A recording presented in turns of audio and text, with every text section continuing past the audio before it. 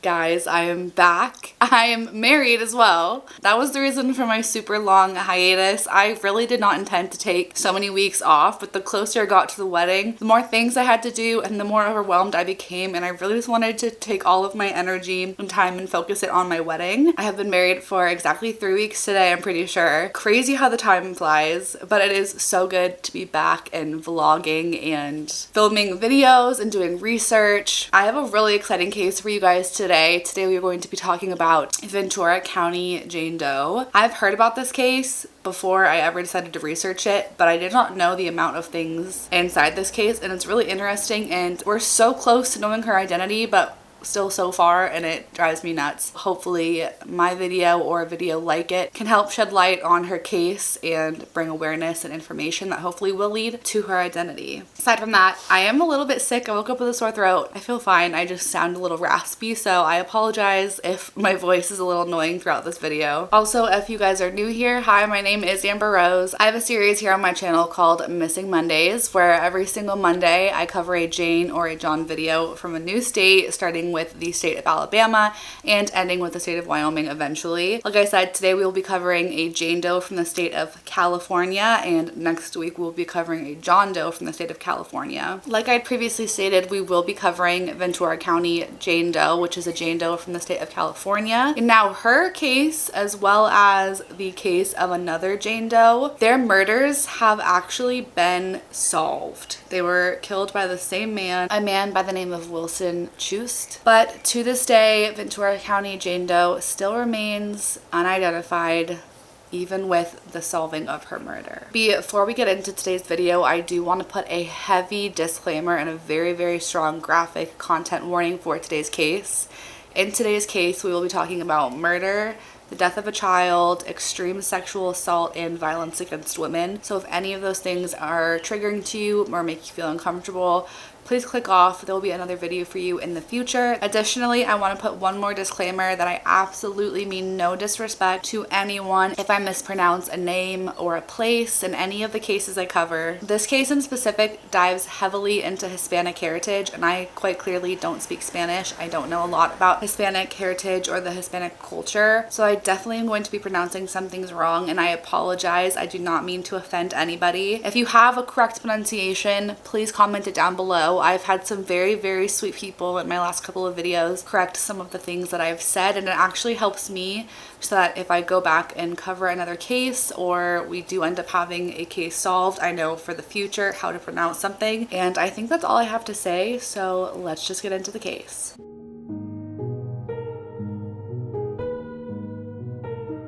On July 18th of 1980, an employee of Westlake High School located in Ventura County, California, came across a horrific sight. Located on the left edge of the school's parking lot, the brutally murdered remains of a pregnant woman were located. At 12:40 p.m., authorities were called and arrived on scene, where they stated that the woman had only been deceased for less than 24 hours, making her completely recognizable despite her extensive injuries. Evidence at the scene did show that the murder most likely took place elsewhere, and her body was dumped at the high school where she'd be later found. At the time of the woman's murder, she was pregnant with a baby boy and was estimated to be only 4 to 5 months along in her pregnancy, but unfortunately neither her nor her son survived. A later autopsy of the woman and her unborn child revealed that she had been horrifically attacked before her death. It was concluded that she did die of multiple stab wounds, although she was brutally sexually assaulted and strangled as well. She was estimated to be around the ages of 15 to 30 years old, Native American and Hispanic, with small traces of sub-Saharan African and Asian ancestry, which we will get into a little bit later on in the video. She was around 5 foot 2 inches tall and weighed between 110 and 115 pounds at the time of her death. She had black shoulder-length hair with bleached tips, brown eyes, and her eyebrows were penciled in as her natural eyebrows were shaved off. Some notable markings on her body were an epistemotomy. Oh my god, I literally can't say this word. Were an Epistemotomy Scar, which suggested prior evidence of previous pregnancies. I didn't know know what an epistemotomy scar was until I did research on this video, but for anyone else who also didn't know what it is, essentially it's a surgical cut that is made at the opening of a woman's vagina, which helps to aid in childbirth and prevent tearing or ripping of the surrounding tissue. It's most notably used in women who have already had issues during pregnancy and childbirth, or just during difficult pregnancies in general. She had a scar on her left knee and another scar on her right buttocks, as well as a mole on the back of her left hand located just below her index finger, and she had visible birthmarks on her face. She did have 2 vaccination scars located on the upper part of her left arm, as well as red fingernail polish on her toes and her fingernails. It was truly baffling to investigators how well preserved her remains were when they were found, considering the amount of violence that she endured before her death. But despite this, they were able to get fingerprints, a full DNA profile, and dental records that showed extensive dental work inside her mouth. When she was found, she was wearing a white short-sleeved pullover shirt, a black bra, white underwear, and red corduroy pants. She also did have her ears pierced, and by her body they found a pair of black open-toed high-heel shoes. Initially, investigators believed that she might have been from Kern County or the San Fernando Valley, but it would be 35 more years before any answers or leads in her case were developed. In 2015, a DNA result stemming from fingernail scraping that were taken at the time of her autopsy connected her case to a separate Jane Doe case, who at the time was known as Kern County Jane Doe. I am really happy to announce that just last year, Kern County's Jane Doe was identified, being that of Shirley Ann Soucy. Shirley Ann Soucy was found on July 15th of 1980, only 3 days earlier than our Jane Doe, located in Delano, Kern County in California. At the time that her remains were found, she'd only been deceased for around 24 hours, and just like our Jane Doe, she had been brutally raped and stabbed. Aside from their manner of death, both Shirley Ann Soucy and our Jane Doe had a lot of physical features in common. Both were smaller women, with Shirley Ann Soucy standing at around 5 foot 4 inches and weighing around 115 pounds. They both had dark shoulder length hair and brown eyes, and both showed signs of previous pregnancies. Remarkably, Shirley Ann Soucy also had a scar on her butt, but it was on her left buttocks. In February of 2020, it was announced that she had First Nations ancestry, which refers to people who have ancestry which is related to the Indigenous people of Canada. It was originally thought that her name might have been Rebecca or Becky Ochoa, and that she might have had ties to Alberta, Saskatchewan, and Manitoba in Canada, as well as Montana in the United States. Just a year later, on April 23rd, 2021, which happens to be my cat's birthday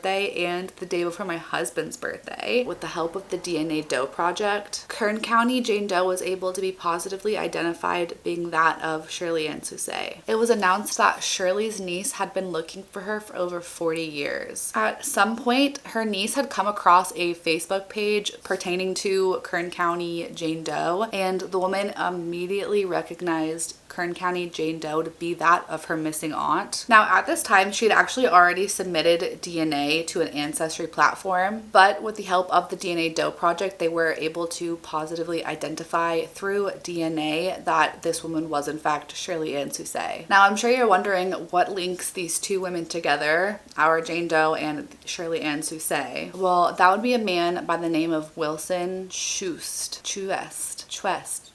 I do not know the pronunciation of this man's last name. I apologize. Now, in 2015, at the time that these two women were linked together, Wilson was a 63-year-old man who was already serving prison time for a life sentence associated with crimes relating to abduction, robbery, and rape. He had quite the rap sheet, and quite a few women had come forward claiming that he was their rapist. So he was very obviously not a good man. Now, additionally, 3 years earlier in 2012, Wilson was named a person of interest for both of these women's murders after his DNA was found in a separate fingernail scraping, but at the time they didn't have any evidence that would positively lead them to believe that he was their killer. Now, according to Wilson, he says that he does not know either of these two women, but regardless, he was charged with 3 counts of murder, 1 for Shirley Ann Soucy, 1 for our Jane Doe, and 1 for the death of her unborn child. In 2018, Wilson Allison was convicted for 2 of the 3 murders, but unfortunately, due to a law change in 1994, he could not be convicted of the murder of our Jane Doe's baby. That same year, in 2018, the Doe Project took on both of these women and entered them into their system. And as we know, only 3 years later, Kern County Jane Doe was identified as Shirley Ann Soucy. But up to this date, the day I'm recording this, April of 2022, our Jane Doe, Ventura County Jane Doe, is still unidentified to this day. So where does that leave our Jane Doe? Now, results from a DNA analysis taken from her autopsy has revealed the following information. She is likely 60% Native American, which stems from her mother's side, where her father was likely Hispanic with traces of sub-Saharan African and Asian descent in his DNA. Quite a few distant relatives of our Jane Doe have been identified, living in various parts of the United States and in Central America, but as these relatives that have been identified are likely 4th cousins or beyond, none of them have been contacted, and the DNA project is still narrowing down her family tree to find familial parental links. They've also gathered additional information relating to surnames of her cousins and the geographical area for which they live. This is the part where I'm going to be reading off of a paper and most likely pronouncing things wrong. Again, I apologize. I'm doing my best. Just bear with me. I'm gonna put them up on the screen for you guys as well, just so that my incompetence of not being able to pronounce them doesn't sway you from understanding what I'm talking about. In southern Texas and northeastern Mexico, we have the surnames Bermia, Cantu, Caceres, De Leon, Garcia, Garza, Gonzalez, Guerra Canamar, Guevara, Leal Quintanilla, Robles, Talamentes, Tijerina, Traviato, Villa, Villarreal, and Zuatiga. In northern New Mexico, continuing into southern Colorado, we have the surnames Cordova, Gallegos, Martin Serrano, Martinez, Montoya, Peralta, and Romero. In California, we have the surnames Rios, Uribes, Soto, Lara, and Romero. In central Mexico, we have the surnames Aguirre, Alvarez, Arriaga, Ayala, Beatuelos, Chavez, Escobedo, Esquivel, Perez, Rubio, Sustatea, and Zavala. And lastly, in Guatemala, we have the surname Lopez. It was originally believed that the father of her unborn child originated from Choluteca, Honduras, and that either he or his parents used the surname Baca. And as of November 22nd, 2021, they were able to positively identify and get in contact with the father of her unborn child. Although his name has not been released to the public and it is unclear if he is still alive to this day, it was confirmed that he was a Honduras immigrant who was closely associated with a group of Central American immigrants who resided in Koreatown, which is a diverse neighborhood in the greater Los Angeles area. At the point in time where investigators were able to get in touch with this man, unfortunately, he was not able to provide any information that the investigators didn't already know. Now, it's unclear if the man just didn't want to tell the investigators her identity or if he really didn't know her identity, but regardless, no new leads in regards to him being identified have helped aid in the identification of our Jane Doe. But I do have to say that identifying someone who was in her close circle, meaning the father of her unborn child, is a huge break in the case because it does help investigators know areas for which she might have lived or people that she might have known. It's pretty remarkable how just with DNA they can do things like this. The last update I have in regards to Ventura County Jane Doe is one regarding her family tree. Now, bear with me because this is kind of confusing, but I'm going to do my best to walk you through it without making it super overloading on information. Essentially, within her family tree, there was a strong connection to the Mexican state of Zacatecas, which is an area that resides in the Central Mexican cluster. I'm going to just read this part off because I cannot memorize this. But essentially, it is strongly believed that at least one part or line of her ancestry originated from the small community of La Blanca, Bajío de la Tesorera, which is now named General Pinifo Natera. Now, two of her ancestors that have been identified were a couple that were named Ponciano Montellano, and he was born in approximately 1823, and Feliciana Rojas, and she was born approximately 1824. Now, between the two of them, they had 6 daughters and 1 son. Their daughters' names were Paula, Martina, Maria Refugio, Caterina, Albina, and Antonia, and their son's name was Gabriel. Several of the children who went on to have children, their descendants have since migrated to the United States and have ties to El Paso, Texas, Arizona, Colorado, New Mexico, and the Southern California areas. And keep in mind, our Jane Doe was found in Southern California. There is record that one of the daughters, named Martina Montellano Solis, died in 1861 whilst giving birth to her only child, a daughter who was named Bernardina. Some common surnames among the descendants of the Montellano family, who have since migrated to the United States in the areas that I had just previously discussed, are Alman, Alvarez, Alvarado, Arzamendi,